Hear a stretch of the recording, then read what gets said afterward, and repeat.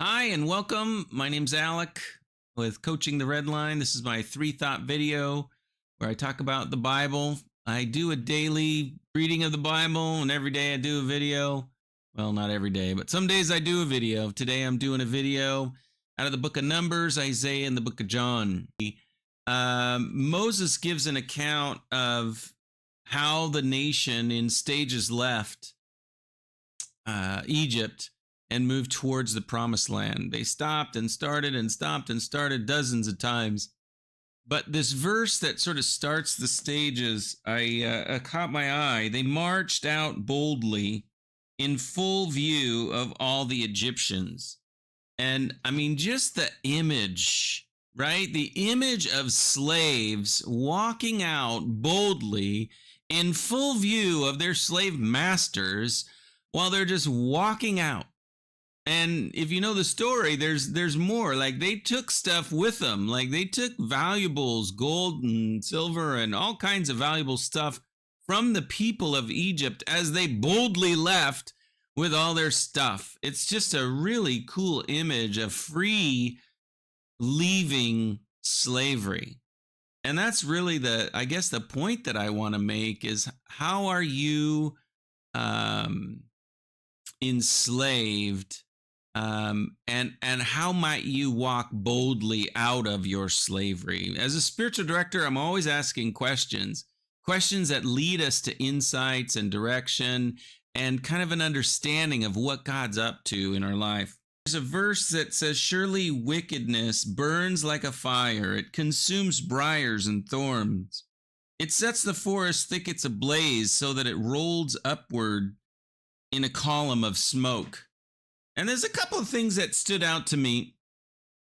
One is the similarity between the verse in the book of James that talks about the tongue is a consuming fire.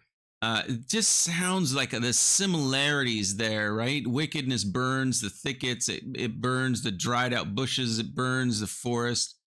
The other thing that caught my mind was how we've had a lot of forest fires, and often they get attributed to change of climate. But I wonder if there's not maybe curse things going on that God is allowing the forest to burn.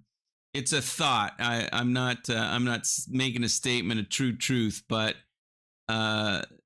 this burning of forests and rolling of smoke and dry dead things burning up, and how wickedness has this ability to burn up those things that are dry and dead and maybe even useful and good. And of course, the main thing about wickedness is the rejection of God as creator, as Lord. Again, as a spiritual director, I always like to ask the question, what is God calling you into and away from? He's calling us mostly into relationship. I don't think our relationship with God is mostly about avoiding sin. I don't think it's mostly about doing the right things and not doing the wrong things. I think it's about an invitation into love and affection and union and closeness with God. In the book of John, there's an interesting verse that caught my eye. I don't recall seeing where that Jesus says he stands with the Father. I do not judge my decision. If I do judge, my decisions are right because I am not alone. Jesus is saying, I'm not alone. I stand with the Father who sent me. And I guess I just never seen that, stand with my Father. The imagery of it just sounds delightful. Jesus, the Son, saying that he's right in his judgments because he stands with the Father. And, in other verses, it says that he and the Father are one.